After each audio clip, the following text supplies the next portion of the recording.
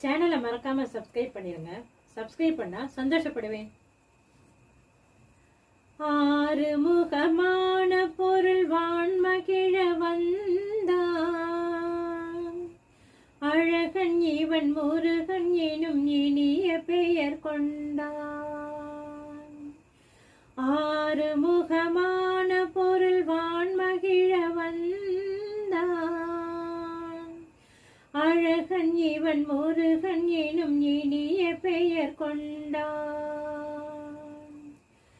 காலமகள் பெற்ற மகன் கோலமுகம் வாழ்க, காலமகள் பெற்ற மகன் கோலமுகம்